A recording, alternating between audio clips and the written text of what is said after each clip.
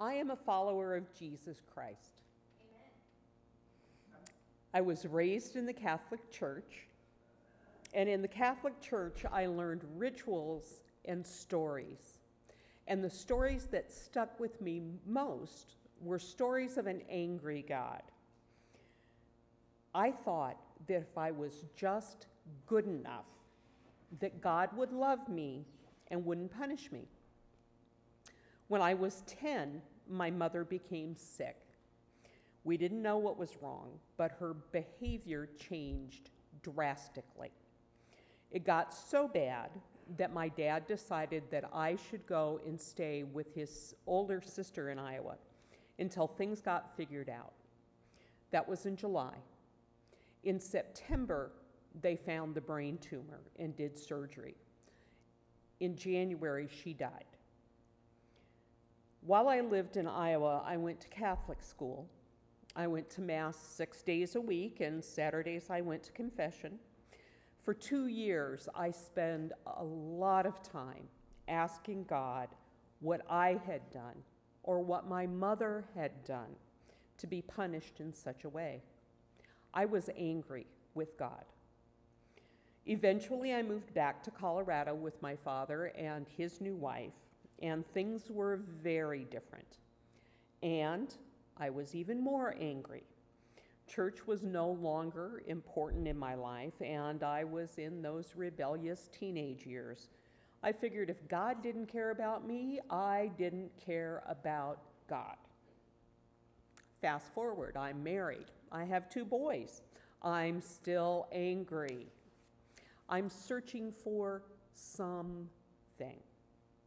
Looking back, God had been quietly calling to me, and I couldn't hear him through my anger.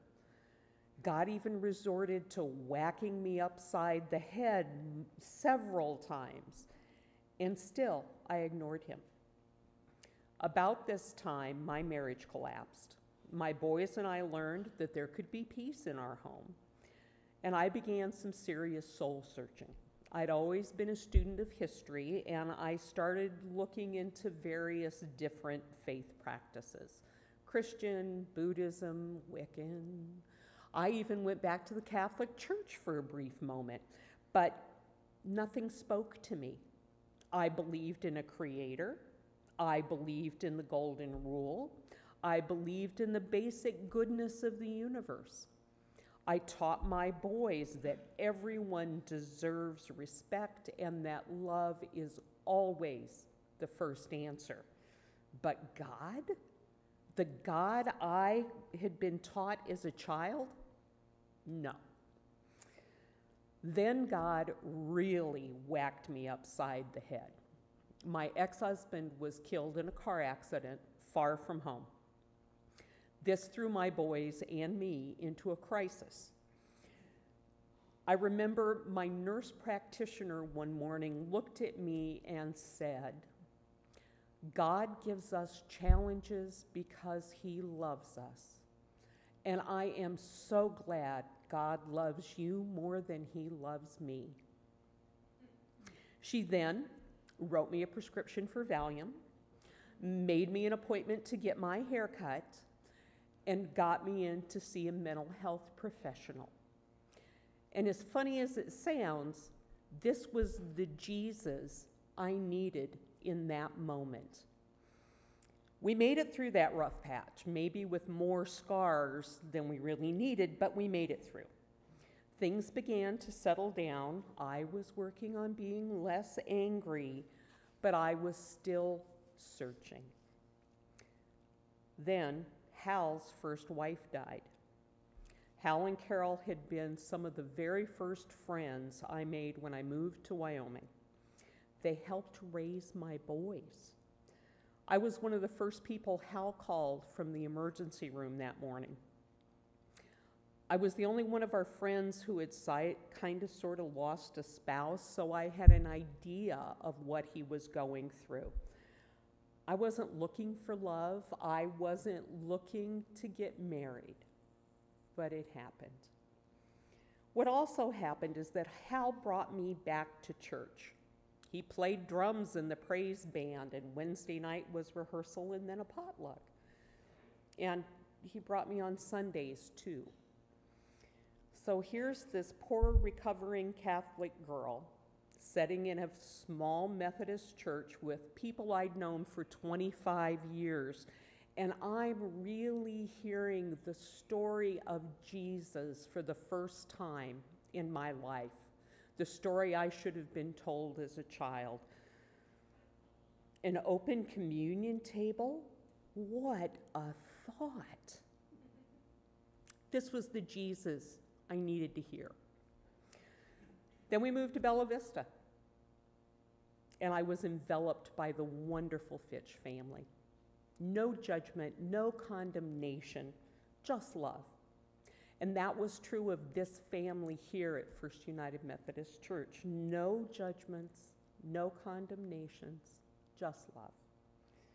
And this is the love of Jesus that I needed in my life. And I realized one day that I wasn't angry anymore. I was home. I was learning about God in a new way. I was learning about a God of love, about a God who wanted a relationship with me. As the kids say, light bulb. When Hal got sick, we approached his illness in a way that involved God, the way I now understand God. There were other things going on in our lives during Hal's illness. There were other challenges and tragedies, but there were also joys and blessings. I wasn't angry at God for these things, but he has some planning to do when we meet face to face. I don't pretend to know his purpose, but I understand now that there is a purpose. Have you had that John Wesley moment, that moment when your heart is strangely warmed? My moment came during my walk to Emmaus.